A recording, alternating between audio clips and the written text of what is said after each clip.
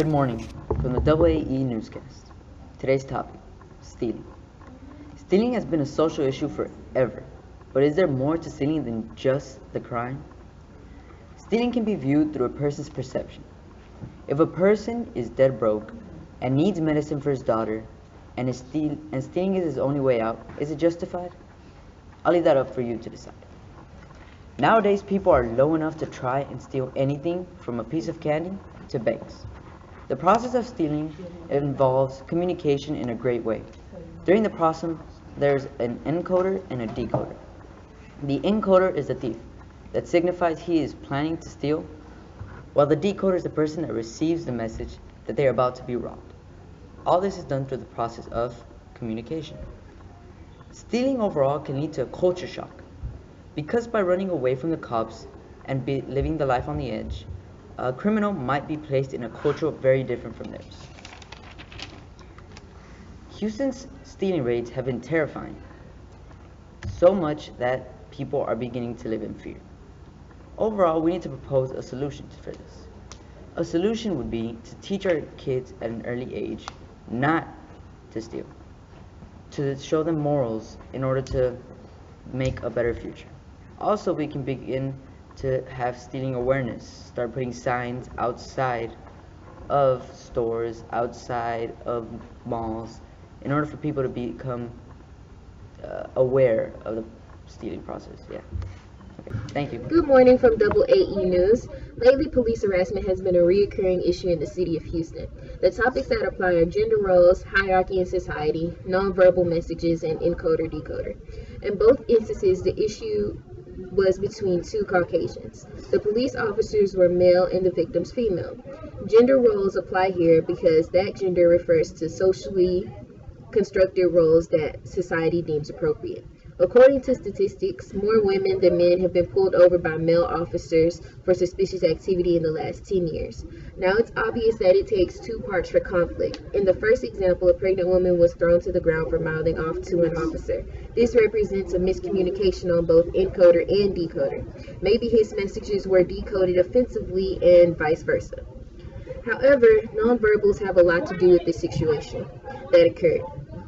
The woman was pregnant and maybe hormonal, but her nonverbals probably included excessive eye rolling, neck rolling, and talking with her hands, which only made the situation worse. Though the lady never put her hands on the officer, she was thrown to the ground.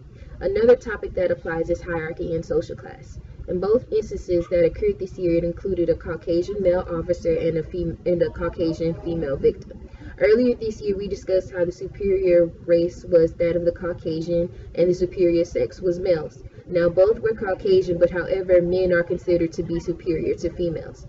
A solution to this problem is to try to be open-minded and manage your nonverbals and listen to prevent less encoder and decoder miscommunications. When approached by an officer, if you are not guilty of anything, you have no reason to mouth off or be offensive.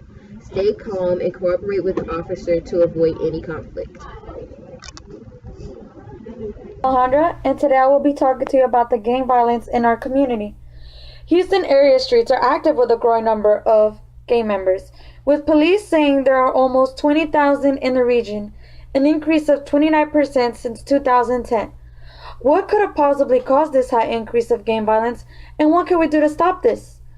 Whether police want to admit it or not, they do not control these streets. The gang in the area controls the street. They set boundary markers on their territory to let others know that they run that specific area and that it belongs to them. If they feel threatened or disrespected, they can get aggressive towards whomever crosses these boundary markers that they have set. It has been shown that many vicious gang attacks are because of nonverbals that have been misinterpreted. A person's cultural background can also be the cause for them to have joined a gang and become violent.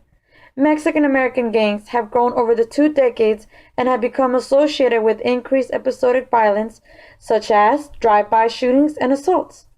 In this environment, Mexican American gang members experience a power process that emphasizes the development of collective and individual identities, norms, and emotional coping strategies that legitimize violence as a means of resolving conflict. There are many ways we can decrease the gang violence. For starters, Schools should start after-school programs to keep the young folks off the streets. Going online and researching the statistics on gang violence can affect someone's outlook on it and help them help others. Another way we could stop this madness would be to speak up. If you know or hear about any gang-related violence, contact the police immediately.